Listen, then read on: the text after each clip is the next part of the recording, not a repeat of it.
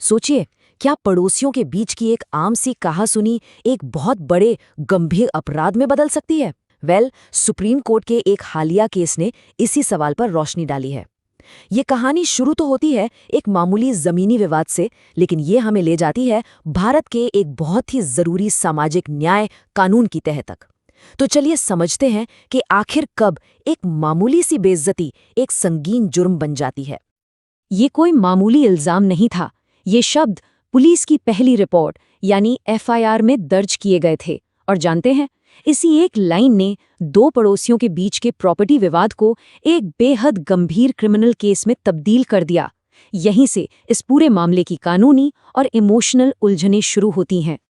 तो सवाल ये है कि आखिर हुआ क्या था? कैसे एक आम सा प्रॉपर्टी का झगड़ा इतना बड़ा बन गया कि उसमें देश का एक इतना अहम कानून एट्रॉसिटीज एक्ट शामिल हो गया? चलिए जरा सिलसिलेवार तरीके से घटनाओं को देखते हैं।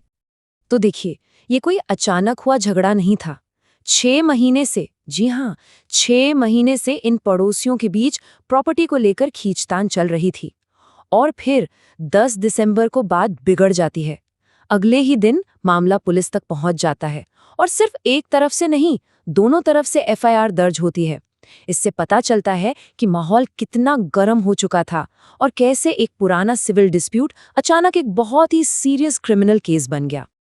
अच्छा, इससे पहले कि हम कोर्ट के फैसले पर बात करें, ये जरूरी है कि हम उस कानून को समझें जिसके इर्द गिर्द ये पूरा मामला बुना गया है।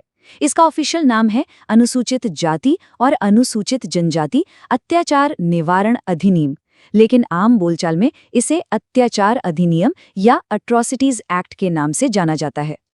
जिन लोगों ने ये कानून बनाया था, उनके इस्तेमाल किए गए शब्द ही बहुत कुछ कह देते हैं।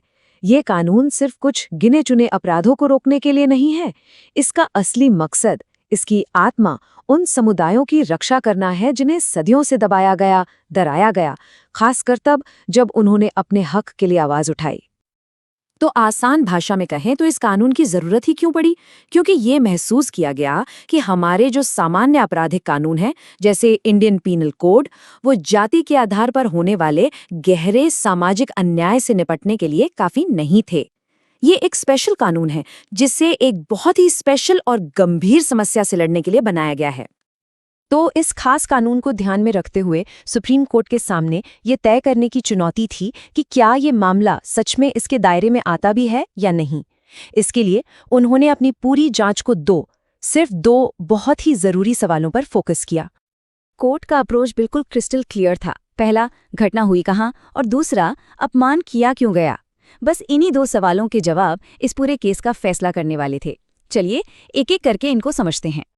तो अब देखते हैं कि कोर्ट ने इन दोनों सवालों को इस केस के फैक्ट्स पर कैसे लागू किया और वो आखिर किस नतीजे पर पहुंचे।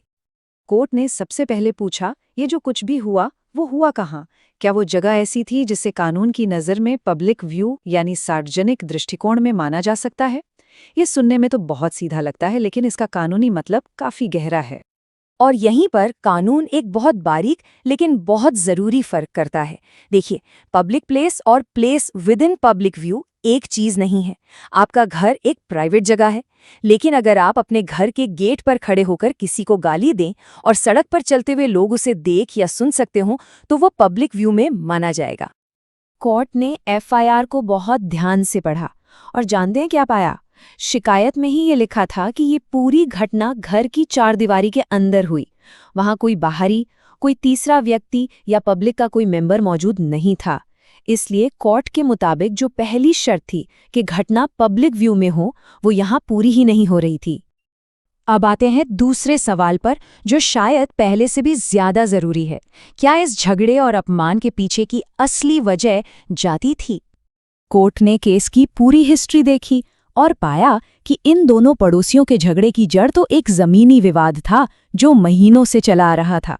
ये कोई ऐसा झगड़ा नहीं था जो अचानक जाति की वजह से शुरू हुआ हो। विवाद का जो मूल कारण था वो था प्रॉपर्टी, जाति नहीं।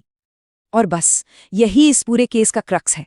सुप्रीम कोर्ट ने बिल्कुल साफ कर दिया, सिर्फ इसलिए कि कोई व्यक्ति अनुसूचित जाति से है और उसका अपमान हुआ है, इसका यह मतलब नहीं कि अपने आप अट्रॉसिटीज एक्ट लग जाएगा। नहीं, कानून को लागू करने के लिए ये साबित करना पड़ेगा कि अपमान करने का जो इरादा था, जो असल मोटिव था, वो यही था कि पीड़ित उस खास जाति से है।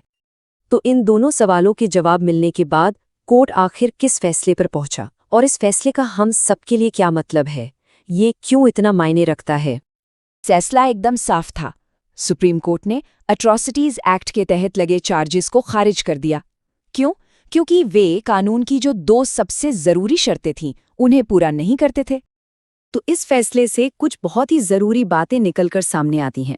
ये कानून जाति के आधार पर होने वाले अत्याचार को रोकने के लिए एक बहुत ही पावरफुल और जरूरी हथियार है, इसमें कोई शक नहीं। लेकिन कोर्ट ने यह भी साफ किया है कि इसका इस्तेमाल आपसी रंजिश या प्रॉपर्टी के झगड़ों को निपटाने के लिए नहीं किया जाना चाहिए। हर केस में पब्लिक व्यू और जातिगत इरादा, इन दोनों चीजों को साबित करना ही होगा।